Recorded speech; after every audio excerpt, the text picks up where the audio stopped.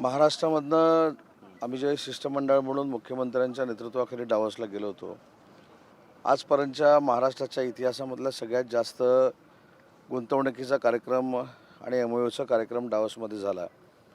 आणि मी असं म्हणणार नाही की अहमदनगर जिल्ह्यापुरती इन्व्हेस्टमेंट, महाराष्ट्राच्या प्रत्येक विभागामध्ये औद्योगिक समतोल राहावा ही भूमिका सरकार म्हणून आमची आहे.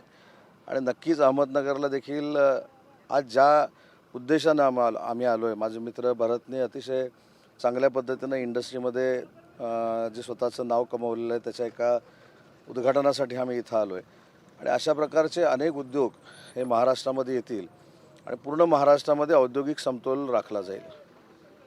काल जिल्हा परिषद निवडणुका झाल्या, शिवसेना कसं त्यामध्ये आता पक्षी बलाबल जर आपण पाहिलं तर भाजप एक नंबर दिसतो सर्वेमध्ये, काय सांगता?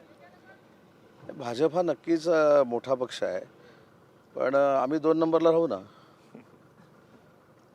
म्हणजे एक्झिट पोल तुमचेच आम्हाला दाखवतात की आम्ही 2 नंबरला आहोत, भाजपच्या मागं आहोत. आणि 3.5 वर्षामध्ये अशा पद्धतीनं 80 पैकी 60 आमदार जिंकणं, 72 ठिकाणी नगरपालिकेचे अध्यक्ष जिंकणं, महानगरपालिकेचे 450पर्यंत नगरसेवक निवडून येणं. आणि आता पण मी अगदी आत्मविश्वासानं सांगतो, यावेळी देखील आमचा स्ट्राईक रेट अतिशय चांगला राहील. उद्धव ठाकरेंचा कार्यकाळ आता 9 वेळेला संपणार आहे, तर पुन्हा एकदा कुठेतरी जुळाजुळ नगर म्हणजे याच्या विधान परिषदेसाठी करावी लागणार आहे, तर काय?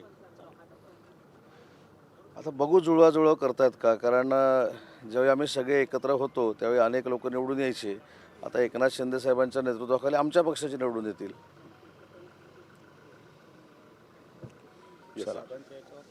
हे विलीनीकरणाच्या संदर्भात चाललेलं आहे. हां, 2 राष्ट्रवादीमध्ये त्याच्याबद्दल कसं? दुर्दैवानं अजितदादा आज आमच्यामध्ये नाहीत आणि अजितदादांची राष्ट्रवादी काँग्रेस पार्टी आणि शरद पवार साहेबांची राष्ट्रवादी काँग्रेस पार्टी ही एकत्र येणं न येणं हा शेवटी त्या 2 वैयक्तिक पक्षांचा प्रश्न आहे. आणि मला असं वाटतं की या सगळ्यामध्ये शरद पवार साहेब ह्या सगळ्या गोष्टी करण्यासाठी सक्षम आहेत. परंतु ही चर्चा, एक विलीनीकरणाची चर्चा ही अनेक महिन्यांपासून सुरू असल्याचं बोललं जात होतं. महायुतीमध्ये अजितदादांसोबत आपण काम करता, आपल्या कानावर काही अशा गोष्टी येत होत्या का? नाही, आता स्वतः राष्ट्रवादी काँग्रेस पार्टी शरद पवार पक्षाचे जे प्रदेशाध्यक्ष होते जयंत पाटील साहेबांनी, यांनी अनेक गोष्टी सांगितलेल्या. त्या सगळ्या गोष्टी ज्या आहेत मी म्हणून सांगितले त्यांच्या पक्षाच्या इंटरनल होत्या. ते कोणाशी बोलले होते, काय बोलले होते हे कोणच सांगू शकत नाही. त्याच्यामुळे म्हणून सांगितलं की या सगळ्या गोष्टीवर निर्णय घ्यायला शरद पवार साहेब सक्षम आहेत. पण रामदास कदम म्हणले की शपथविधी घ्यायला पण खूप घाई केला, गलिच्छ राजकारण केलं गेलं तत्कालीन. नाही, तटकरींकडनं केलं गेलं, कोणाकडनं केलं गेलं हा काय माझ्याशी संबंधित विषय नाही. परंतु मी देखील याच्यावर असं सांगितलं की माननीय सुनेत्राबाईंनी उपमुख्यमंत्री झाले याच्याबद्दल नक्कीच आम्हाला समाधान आहे, कारण ते अजितदादांचा वारसा नक्की पुढे घेऊन जातील. पण माझ्या मनात हा विषय नाही आहे किंवा अन्य कोणाच्या मनामध्ये विषय नाही.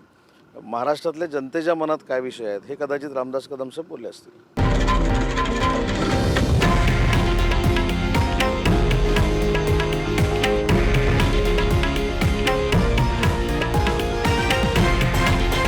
हे आहे देशातील नंबर 1 न्यूज नेटवर्क आणि आपण पाहत आहात TV9 मराठी, एकमेव.